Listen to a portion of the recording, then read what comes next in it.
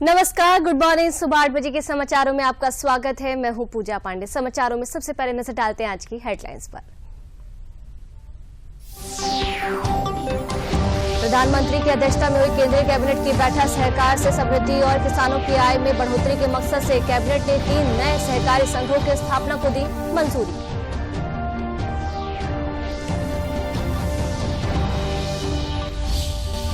विकसित युवा विकसित भारत थीम के साथ स्वामी विवेकानंद की जयंती पर आज प्रधानमंत्री नरेंद्र मोदी कर्नाटक के हुबली में राष्ट्रीय युवा महोत्सव का करेंगे उद्घाटन।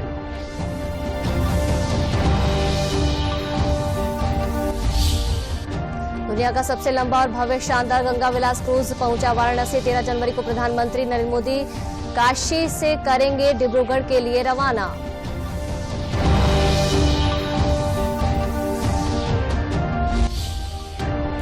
लखनऊ में आयोजित निवेशकों के सम्मेलन रोड शो में 79 नए प्रस्तावों पर बनी सहमति। 76,000 करोड़ के MOU पर हुए हस्ताक्षर। प्रदेश के औद्योगिक विकास मंत्री ने कहा, निवेशकों को हर सुविधा प्रदान करेगी यूपी सरकार।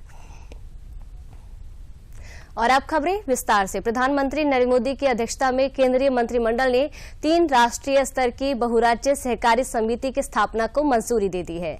जैविक उत्पादों, बीज और निर्यात को बढ़ावा देने के लिए 3 सहकारी समितियों की स्थापना का फैसला लिया गया है। रुपे डेबिट कार्ड और भीम UPI के जरिए लेन देन को बढ़ावा देने के लिए 2,600 करोड़ रुपए की प्रोत्साहन योजना को भी आगे बढ़ाने की मंजूरी दी गई है। देश में सहकारिता के विकास की दिशा में मोदी सरकार लगातार कदम उठा रही है, जिससे कि सहकारिता क्षेत्र को मजबूत करने के साथ ही ग्रामीण स्तर पर लोगों की आय बढ़ाने में मदद मिले। बुधवार को एक अहम फैसले के तहत केंद्रीय मंत्रिमंडल ने बहुराज्य सहकारी समिति अधिनियम 2002 के तहत 3 राष्ट्रीय स्तर की बहुराज्य सहकारी सोसाइटी की स्थापना को मंजूरी दी।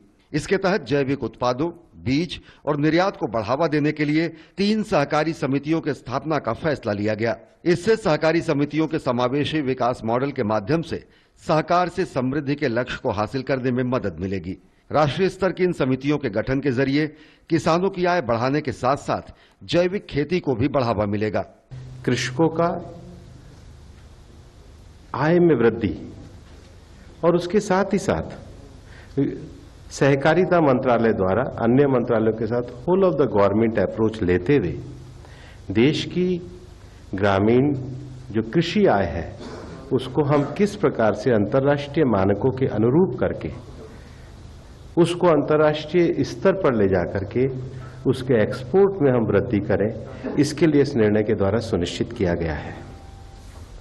हम जानते हैं कि सहकारी समितियों के माध्यम से किसानों को बीज उपलब्ध कराने, उनके द्वारा उत्पादित ऑर्गेनिक प्रोडक्ट की मार्केटिंग तथा कृषि उत्पादों के एक्सपोर्ट में सहायता देने के लिए इन तीनों संशोधनों के माध्यम से राष्ट्रीय स्तर पर मल्टी स्टेट कोऑपरेटिव सोसाइटी स्थापना करने के लिए मंत्रिमंडल द्वारा अनुमोदन किया गया है। इसके साथ ही एक अन्य अहम फैसले में केंद्रीय मंत्रिमंडल ने रुपे डेबिट कार्ड और भीम UPI के जरिए लेन देन को बढ़ावा देने के लिए 2,600 करोड़ रुपए की प्रोत्साहन योजना को आगे बढ़ाने को मंजूरी दी है।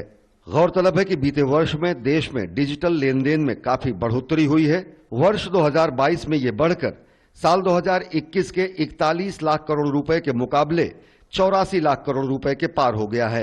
मंत्रिमंडल ने आज रुपी डेबिट कार्ड तथा भीम UPI के ट्रांजैक्शन को बढ़ावा देने के लिए इंसेंटिव स्कीम की मंजूरी दी है। हम जानते हैं पिछले 8 वर्षों में भारत में डिजिटल पेमेंट का एक बड़ा इकोसिस्टम बना है। पिछले दिसंबर में डिजिटल पेमेंट की वैल्यू जो 12 लाख करोड़ थी, इस संख्या को भारत के GDP के अनुपात में देखें तो ये लगभग 54% है। डिजिटल पेमेंट को और आगे बढ़ाने के लिए माननीय प्रधानमंत्री जी ने कैबिनेट में 2,600 करोड़ रुपए मंजूर किए हैं। इस इंसेंटिव स्कीम से डिजिटल पेमेंट को MSME सेक्टर, अनऑर्गेनाइज सेक्टर, किसानों और मजदूरों तक ले जाना संभव होगा। ये पेमेंट बैंकिंग नेटवर्क से किया जाएगा। बुधवार को ही कैबिनेट की बैठक में कोलकाता स्थित राष्ट्रीय पेयजल स्वच्छता और गुणवत्ता केंद्र का नामकरण डॉक्टर श्यामा प्रसाद मुखर्जी राष्ट्रीय जल और स्वच्छता संस्थान के रूप में किए जाने को भी मंजूरी दी गई। शैलेंद्र मिश्र की रिपोर्ट, DD न्यूज, दिल्ली। प्रधानमंत्री नरेंद्र मोदी आज कर्नाटक के हुबली में राष्ट्रीय युवा महोत्सव का उद्घाटन करेंगे। युवा महोत्सव की शुरुआत स्वामी विवेकानंद की जयंती के मौके पर होगी। इस वर्ष युवा उत्सव की थीम है विकसित युवा विकसित भारत। देश भर से 7,000 से ज्यादा युवा इस उत्सव में भाग लेने के लिए हुबली पहुंच रहे हैं। कर्नाटक की आर्थिक राजधानी हुबली में प्रधानमंत्री नरेंद्र मोदी के स्वागत के लिए पूरी तैयारी है। कोविड महामारी के बाद हो रहे इस उत्सव को लेकर युवाओं में खासा जोश है। इसका मैस्कट चंपी चिक्का यानी युवा चैंपियन यहां पहुंचने वाले युवाओं का स्वागत कर रहा है। इस उत्सव के दौरान आयोजित गतिविधियों में प्रतिस्पर्धी और गैर प्रतिस्पर्धी सांस्कृतिक कार्यक्रम, मार्शल आर्ट प्रदर्शनियां, बौद्धिक प्रवचन, युवा कलाकार शिविर, सेमिनार और साहसिक कार्यक्रम शामिल हैं। इसके अलावा डिजिटल इंडिया, स्टार्टअप पॉलिसी, नई राष्ट्रीय शिक्षा नीति, आत्मनिर्भर भारत और कई अन्य फ्लैगशिप योजनाओं पर भी विचार होगा। इतना ही नहीं, इस दौरान विशेष मिलेट्स मेला भी आयोजित किया जाएगा। जो पार्टिसिपेंट्स आ रहे हैं उनको हम सभी अपने जो टूरिज्म के बारे में उनको जानकारी दे रहे हैं, ब्रोशर्स दे रहे हैं एंड एक लेजर शो भी कर रहे हैं regarding Dharwad and Hubli, regarding अपना ये जो हिस्ट्री है और टूरिस्ट पोटेंशियल है रिगार्डिंग दैट। हम उनको धारवाड़ पेड़ा सबको दे रहे हैं। हम उनको अपने जो खादी फ्लैग्स हम बनाते हैं जिसको देश में हर जगह पे जो होता है तो उसको हम एक फ्रेम करके उनको खादी फ्लैग का अपना जो ब्रांडिंग है उसको हम पहुंचाने के लिए बहुत ट्राई कर रहे हैं। युवा उत्सव का उद्देश्य एक साझा मंच पर अपनी सांस्कृतिक शक्ति का प्रदर्शन करके युवाओं के बीच राष्ट्रीय एकता, सांप्रदायिक सद्भाव, भाईचारा, साहस और साहस की अवधारणा का प्रचार करना है। मोदी जी की जो शैली, वक्तृत्व शैली और सभी उन्हीं से हम प्रेरित होते हैं और उनका हमारे अलग ही प्रकार का प्रभाव पड़ता है। थैंक यू हमें मौका देने के लिए, हमें नेशनल्स के लिए सिलेक्ट करने के लिए, और प्राइम मिनिस्टर को भी थैंक यू कि उन्होंने इतना बड़ा हमारे लिए स्टेज सजाया, हमें इतना बड़ा मौका दिया यहाँ आने के लिए, अपने आप को, अपने प्रोग्राम्स को यहाँ पे दिखाने के लिए। प्रधानमंत्री Narendra Modi new India, innovations और युवाओं में नेतृत्व प्रेरित करने पर जोर देते रहे हैं। इसके अलावा उत्सव के दौरान 5 विषयों कार्य, उद्योग और नवाचार, जलवायु परिवर्तन, स्वास्थ्य, शांति और साझा भविष्य पर चर्चा होगी। भारत की G20 प्रेसिडेंसी के दौरान होने वाला यह राष्ट्रीय महोत्सव युवाओं के लिए एक मंच है जिसके जरिए वे भारत को विश्व में एक सामर्थ्यवान, सशक्त और समृद्ध देश बनाने की दिशा में प्रेरित होंगे। ये महोत्सव न केवल विभिन्नता में देश की एकता को प्रदर्शित करना है, बल्कि यहाँ आने वाले युवकों को आने वाले लीडरशिप और उनकी पीढ़ी को प्रेरित करने के लिए भी आयोजित किया गया। प्रदेश सरकार के पर्यटन एवं संस्कृति मंत्री जयवीर सिंह ने कहा कि गंगा विलास क्रूज की शुरुआत होने से प्रदेश के पर्यटन को एक नई गति मिलेगी। उन्होंने प्रदेश को इससे बड़ी उपलब्धि मिलने के लिए प्रधानमंत्री नरेंद्र मोदी का आभार भी व्यक्त किया। मैं समझता हूं कि उत्तर प्रदेश के लिए ऐतिहासिक दिन परसों 13 तारीख का होगा, जबकि आदरणीय प्रधानमंत्री जी क्रूज की रवानगी करके हरी झंडी दिखाने का काम करेंगे और इस ऐतिहासिक पलों को पूरी दुनिया देखेगी। और पर्यटन के क्षेत्र में और जल परिवहन के क्षेत्र में ये ऐतिहासिक अवसर होगा और उत्तर प्रदेश के पर्यटन विकास के लिए ये मील का पत्थर साबित होगा। इस ऐतिहासिक पल में मैं आदरणीय प्रधानमंत्री जी को, जिन्होंने काशी में कॉरिडोर का जो लोकार्पण किया, जिसके बाद करोड़ों की संख्या में हमारे श्रद्धालु पर्यटकों की वहां बढ़ोतरी हुई और ये दूसरा क्रूज वाला अवसर जो प्रदान कर रहे हैं, निश्चित रूप से मैं आदरणीय मोदी जी को और उत्तर प्रदेश के विकास में नई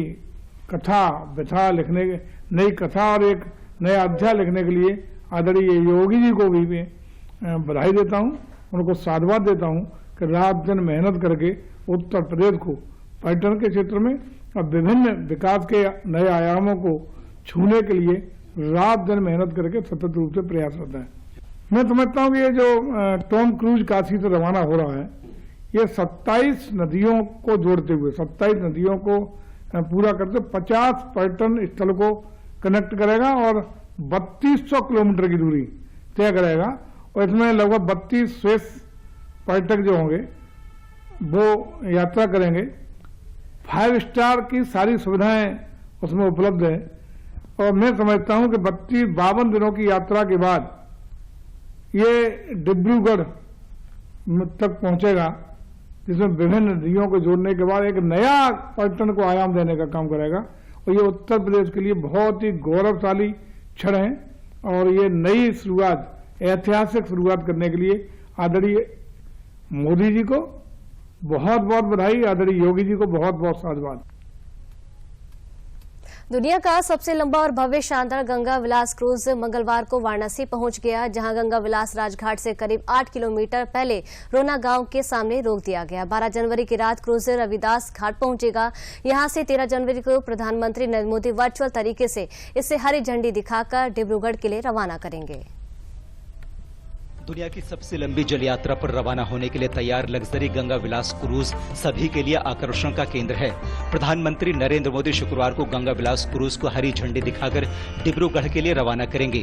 दुनिया की सबसे लंबी जल यात्रा पर रवाना होने के लिए तैयार गंगा विलास क्रूज 3200 किलोमीटर से अधिक की यात्रा का लंबा सफर तय करेगा। यह क्रूज भारत और बांग्लादेश से गुजरने वाली 27 नदियों के रास्ते अपनी मंजिल डिब्रूगढ़ पहुंचेगा। 50 दिन की यात्रा में 50 जगह रुकेंगे और हर जगह रुकेंगे तो हर जगह अलग अलग देखेंगे। गांव भी देखेंगे, शहर भी देखेंगे, मॉन्यूमेंट्स भी देखेंगे, सुंदरबन जंगल भी देखेंगे, काजीरंगा भी देखेंगे और सारी जो आध्यात्मिक है और पुरातत्व की चीजें हैं, जंगल की चीजें हैं, सारी ही चीजें, खाना है, हमारे अलग अलग प्रांतों में क्या खासियत के खाने हैं उनको भी हम देखेंगे और सारी चीजें हैं। ये क्रूज में 3 डेक हैं। तीनों डेक पर अलग अलग सुविधाएं पर्यटकों को मिलेंगी। इको फ्रेंडली क्रूज में इसके कचरों को एक जगह जमाकर सुरक्षित रूप से निस्तारित किया जाता है। प्रदूषण का स्तर शून्य रखने के लिए ईंधन के रूप में हाई स्पीड डीजल का इस्तेमाल किया जा रहा है। इसकी खासियत ये है कि ये क्रूज इंडिया में बना है, मेड इन इंडिया में है।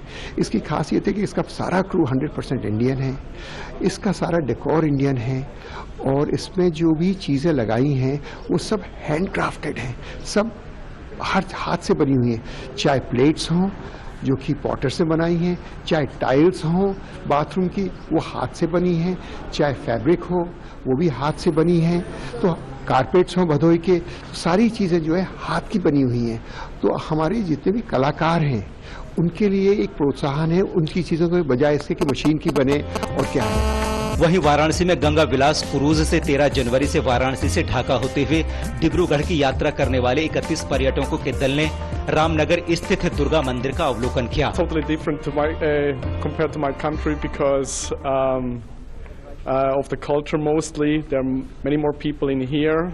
People are very interested and very friendly, and I'm looking forward for the rest of the cruise. I'm very excited to be here.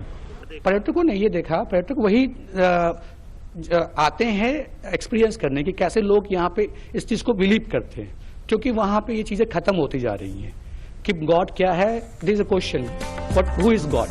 Ganga नदी पर लग्जरी क्रूज से यात्रा को लेकर विदेशी पर्यटकों में बड़ा उत्साह देखने को मिल रहा है। जाहिर तौर पर इससे वाराणसी के साथ साथ डिब्रूगढ़ तक के इलाके में पर्यटन की अपार संभावनाएं खुल गई हैं। वाराणसी से रामेंद्र सिंह की रिपोर्ट, डीडी।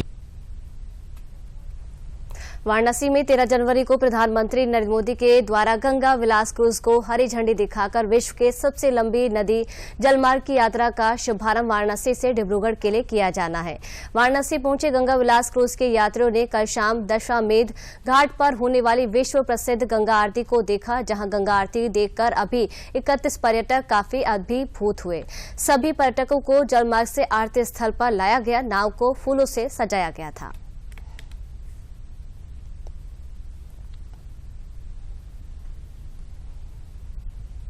यहाँ रुकते एक छोटे से ब्रेक के लिए, ब्रेक के उस पार कुछ और समाचारों का रुख करेंगे।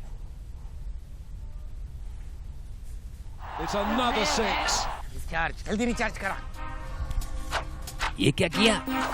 मैच तो गया। पेमेंट कैसे करेंगे? टोकनाइज कार्ड से। टोकन? हाँ, ऑनलाइन पेमेंट के लिए आरबीआई लाए हैं टोकनाइजेशन। एक बार कार्ड डिटेल्स ओटीपी सीवीवी डालकर टोकन जनरेट कीजिए, कार्ड भी सुरक्षित और बार बार डिटेल्स भरने की नो झंझट, वही सुविधा अधिक सुरक्षित। ऑलराउंडर वो की मैं आरबीआई कहता है कि जानकार बनिए, सतर्क रहिए। ब्रेक के बाद एक बार फिर आप सभी का स्वागत है। राजधानी लखनऊ में कल ग्लोबल इन्वेस्टर समिट साल 2023 के आयोजन से पूर्व रोड शो का आयोजन किया गया। आयोजन में आए निवेशकों ने कहा कि अब प्रदेश में निवेश का बेहतर माहौल है। अब इस अवसर पर 79 नए प्रस्तावों पर सहमति बनी और निवेशकों के साथ 76,867 करोड़ के निवेश करार की औपचारिकताएं पूरी की गई। इस अवसर पर प्रदेश के औद्योगिक विकास मंत्री नंद गोपाल गुप्ता नंदी ने कहा कि उद्योगपतियों के लिए यहां पर सभी सुविधाएं, उन्होंने कहा कि बस वो यहां निवेश करने को तैयार हो, सारी सुविधाएं उन्हें सरकार की तरफ से दी जाएंगी। उन्होंने इस अवसर पर कहा कि प्रधानमंत्री के मार्गदर्शन और मुख्यमंत्री योगी आदित्यनाथ की मेहनत का परिणाम है कि ग्लोबल इन्वेस्टर समिट के लक्ष्य से भी ज्यादा निवेश होने जा रहा है। इस अवसर पर कनाडा के राज्य ओंटारियो सरकार के स्वास्थ्य मंत्री माइकल टिबोलो ने कहा कि भारत और कनाडा के बीच पिछले कुछ सालों में द्विपक्षीय व्यापार तेजी से बढ़ा है। हाल के वर्षों में भारतीयों ने कनाडा में निवेश में काफी रुचि दिखाई है। आने वाले समय में द्विपक्षीय व्यापार में और बढ़ोतरी की उम्मीद है।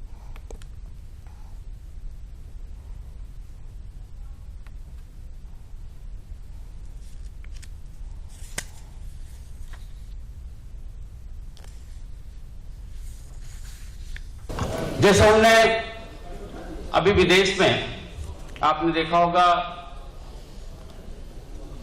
मंत्री समूह माननीय मुख्यमंत्री जी ने भेजा और 16 देशों में 21 सिटीज में हम लोगों ने रोड शो किए और जो पूरे दुनिया में मैं कह सकता हूं 2014 से 2022 तक आदरणीय प्रधानमंत्री जी ने जो काम किया है, 2017 से माननीय मुख्यमंत्री जी ने जो काम किया है, आज पूरी दुनिया का सोचने का तरीका बदला है भारत के लिए।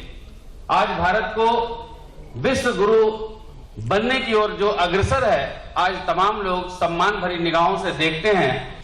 Ontario and India account for approximately $3.7 billion in 2021, with $3.3 billion in imports from India to Canada, to Ontario, and $360 million in exports. So we have a long way to go. There's a lot of opportunity for Ontario to invest and to do more in India. But you see, India is seeing the opportunities in Canada, and those investments are coming to the country, and there is exports to Canada as well. Two-way trade is about $10.5 billion, and services exceed $6.67 billion, to give you an idea of what's happening between Ontario and India. Two-way foreign direct investment is now at $5 billion, while portfolio Lucknow में कल global investor summit के आयोजन से पूर्व road show का आयोजन किया गया। इस आयोजन में आए निवेशकों ने कहा कि प्रदेश में माहौल बदल गया है और अब यहां लोग उद्योग स्थापित करने के लिए आकर्षित हो रहे हैं, जिससे प्रदेश के औद्योगिक विकास के साथ बड़े पैमाने पर रोजगार सृजन भी होगा।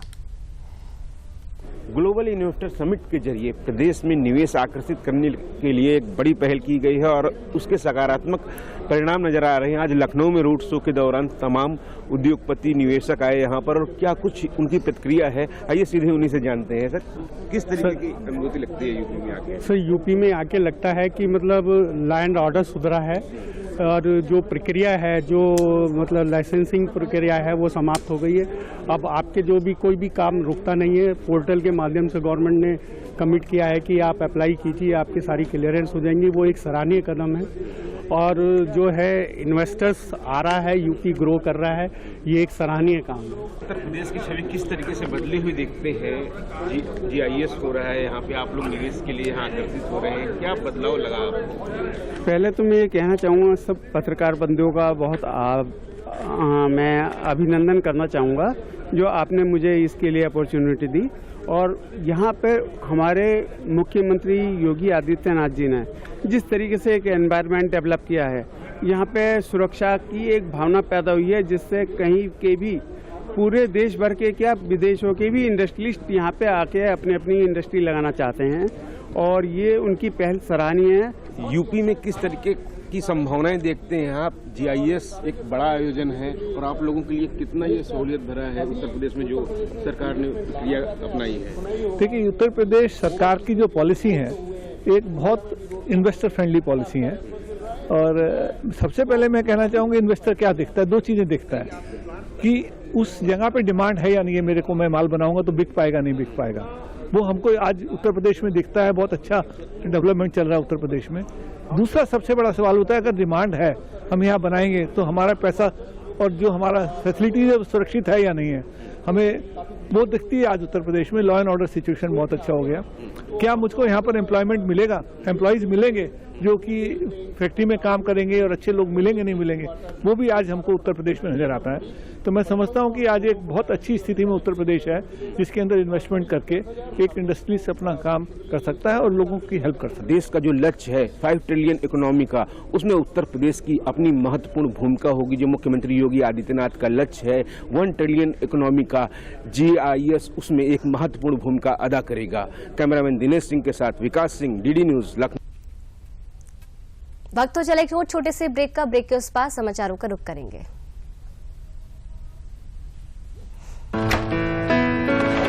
पापा ये सब? हाँ, जो चीजें सालों से बेवजह पड़ी हो उन्हें हटा देना चाहिए। ये भी दादाजी की पुरानी पासबुक और FD। अरे ये कैसे रह गया? पैसे गए? नहीं, उपाय है। बैंक खाते को संचालित करते रहना चाहिए, वरना खाता इनऑपरेटिव हो जाता है। ऐसे में बैंक से संपर्क करें, खाता सक्रिय करवाएं और आपकी रकम जो है उसे ब्याज समेत क्लेम करें। दादू ये RBI कहता है जानकार बनिए, सतर्क रहिए। सही कह रहा है। ब्रेक के बाद एक बार फिर आप सभी का स्वागत है। गुआना के ऑपरेटिव गणराज्य के राष्ट्रपति डॉक्टर मोहम्मद इरफान अली कल शाम ताजमहल का दीदार करने के लिए ताज नगरी आगरा पहुंचे, जहां उन्होंने कड़ी सुरक्षा व्यवस्था के बीच ताजमहल का दीदार किया।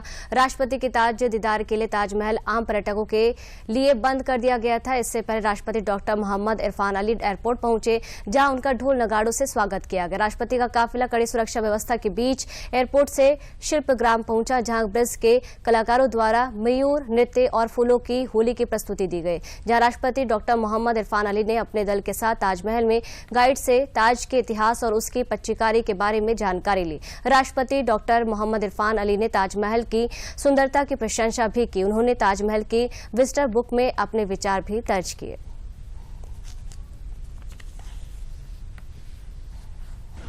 India has been selfless in sharing its vaccine during the COVID-19 pandemic. India has continuously shared love with the people. Many persons, including myself, studied here under an Indian program. So the gift is not only a symbol of the love of the king or the queen, it's a symbol of family, it's a symbol of India's love for Kannauj जिले में आयोजित smartphone वितरण कार्यक्रम में शामिल होने पहुंचे प्रदेश के समाज कल्याण मंत्री असीम अरुण ने छात्र छात्राओं को स्मार्टफोन वितरित किया। इस मौके पर मीडिया से बात करते हुए उन्होंने कहा कि डिजिटल युग में ये स्मार्टफोन छात्र छात्राओं को पढ़ाई में मदद करेंगे। आज बच्चों की बहुत सारी पढ़ाई स्मार्टफोन, टैबलेट, लैपटॉप यानी इंटरनेट रिसोर्स पर आ चुकी है। बहुत से बच्चों के पास स्मार्टफोन नहीं। इसी कमी को महसूस करते हुए अवसर की समानता देने के लिए मुख्यमंत्री योगी आदित्यनाथ द्वारा ये निर्णय लिया गया कि स्वामी विवेकानंद स्मार्टफोन टैबलेट वितरण आयोजन योजना शुरू की जाए। इसमें 12वीं की बाद की पढ़ाई करने वाले छात्र छात्राओं को स्मार्टफोन टैबलेट दिए जा रहे हैं। कन्नौज के 21,500 बच्चों को इस योजना का लाभ दिया जा रहा है। बच्चों की बहुत सारी पढ़ाई स्मार्टफोन, टैबलेट, लैपटॉप आदि यानी इंटरनेट के रिसोर्सेज पे आ चुकी है, लेकिन बहुत से बच्चों के पास में स्मार्टफोन नहीं है। इस कमी को महसूस करते हुए अवसर की समानता देने के लिए मुख्यमंत्री योगी आदित्यनाथ जी द्वारा ये निर्णय लिया गया कि स्वामी विवेकानंद स्मार्टफोन टैबलेट वितरण योजना शुरू की जाए और ऐसे सभी बच्चे जो 12वीं के बाद की पढ़ाई अपनी कर रहे हैं उनको इस क्रम में इस समय स्मार्टफोन और टैबलेट दिए जा रहे हैं। कुल लगभग 21,500 बच्चे कन्नौज के हैं जो इसके लिए रजिस्टर्ड हैं। काफ़ी सारा वितरण हो चुका है, बाकी सब स्मार्टफोन आ गए हैं, बच्चों को जल्दी वितरित किए जाएंगे और ये योजना चालू रहेगी। आगे अगले वर्ष और बच्चे आएंगे, उनको दी जाएगी। साल 2018 में प्रधानमंत्री नरेंद्र मोदी ने परीक्षा पे चर्चा के तहत विद्यार्थियों से सीधा संवाद की शुरुआत की थी।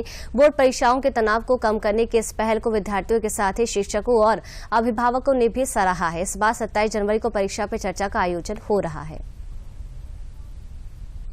प्रधानमंत्री नरेंद्र मोदी जी ने साल 2018 में परीक्षा पे चर्चा के तहत विद्यार्थियों, शिक्षकों और अभिभावकों के साथ संवाद का क्रम शुरू किया। इसके बाद साल दर साल यह आयोजन होता आ रहा है। हमारे बीच साल 2020 में परीक्षा पे चर्चा में लखनऊ से प्रतिभाग कर चुके शिक्षिका और विद्यार्थी मौजूद हैं। हम उनसे उनके अनुभवों के बारे में जानेंगे। प्रधानमंत्री नरेंद्र मोदी एक बार फिर बोर्ड परीक्षार्थियों से सीधा संवाद करने वाले हैं। परीक्षा पे चर्चा का छठा संस्करण 27 जनवरी को होगा। छात्र छात्राओं को अपने सपनों और लक्ष्यों को पूरा करने में परीक्षा पे चर्चा एक सार्थक पहल है। साल 2018 में इसकी शुरुआत हुई थी। उसके बाद साल 2020 में लखनऊ मंडल के अध्यापक और विद्यार्थियों ने भी परीक्षा पे चर्चा में सक्रिय रूप से प्रतिभाग किया था।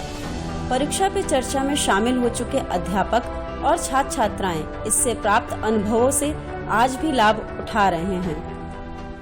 हमें प्रधानमंत्री से मिलना है तो एक डर भी रहता है कि हम क्या बोलेंगे, इतने फॉर्मल इंसान है वो, कैसे बात करेंगे। लेकिन जब हम वहाँ पे गए, वहाँ बैठे और जब उन्होंने बोलना स्टार्ट किया तो लग नहीं रहा था कि हमारे सामने एक इतने ऊंचे ओहदे के इंसान बैठे हुए हैं और वो इतने फ्रैंक तरीके से बात कर रहे थे, जैसे बिल्कुल हम रोज मिलते हैं और एकदम फ्रैंकली बात कर रहे थे वो। तो उस टाइम तो हमारा स्ट्रेस और ही कम हो गया कि अब तो हमारे मन में जो है वो हम बोल सकते हैं। पहले तो फियर था कि कुछ गलत ना निकले, तब तो था कि नहीं अब तो बिल्कुल दोस्त की तरह बोलना है, सर तो बिल्कुल हमारे अपने हैं। न सिर्फ विद्यार्थी बल्कि अभिभावक भी परीक्षा पे चर्चा को एक उपयोगी कदम मानते हैं। प्रधानमंत्री जी ने इसको बुलाया है संवाद करने के लिए, आमने सामने उसको उनसे बात कर सकेगी, इसीलिए हम लोग ने फिर उनको भेजा। वहाँ गई, वहाँ उसको बहुत अच्छा अनुभव हुआ, मतलब अच्छे टिप्स मिले जो उसके भविष्य में आगे बहुत काम आएंगे। और ये कार्यक्रम जो उन्होंने चलाया है बच्चों के लिए बहुत अच्छा है और हर साल होता है। और ये माननीय प्रधानमंत्री जी ने जो किया है, सब बच्चों से सामने बात करते हैं, इससे बच्चों का भी थोड़ा सा उत्साह बढ़ता है कि हम अच्छे से कर सकेंगे, हम प्रधानमंत्री जी से मिलेंगे, उनसे बात करेंगे और वो बच्चों को एग्जाम के भी अच्छे से टिप्स बताते हैं। शिक्षक भी इसे परीक्षा के तनाव को कम करने की दिशा में सार्थक पहल मान रहे हैं। इस बार भी परीक्षा पे चर्चा को लेकर तैयारी तेज है। जो मैंने प्रतिभाग किया था जिस बार, और मैं करीब 14-15 बच्चे ले गई थी लखनऊ मंडल के, और वहाँ पर मैं इंचार्ज के रूप में गई थी, मंडल इंचार्ज के रूप में। तो एक बहुत ही अच्छा एक हम सबका अनुभव रहा। ये 6-7 स्कूल्स के बच्चे जो थे, इनका बहुत यूनिक एक एक्सपीरियंस रहा। साथ ही जो प्रश्न इन्होंने अपने एग्जाम से रिलेटेड पूछे और जो normal day to day challenges जो एक टीनेजर फेस करता है उसके बारे में पूछे, इसको भी बखूबी हमारे माननीय प्रधानमंत्री ने इनका आंसर की जो पहल की है उसके जरिए उन्होंने ये समझाने का प्रयास किया है कि परीक्षा के अंक किसी की योग्यता का आंकलन नहीं करते हैं। इस बार भी 27 जनवरी को होने वाली परीक्षा पे चर्चा को लेकर विद्यार्थी, शिक्षक और अभिभावक तीनों ही उत्साहित हैं। परीक्षा पे चर्चा की ये पहल निश्चित ही युवाओं के स्वर्णिम भविष्य के लिए सराहनीय और सार्थक कदम है। कैमरा पर्सन आशुतोष गुप्ता के साथ दुर्गा शर्मा, डीडी न्यूज लखनऊ। समाचारों में मेरे साथ फिलहाल के लिए इतना ही। नमस्कार।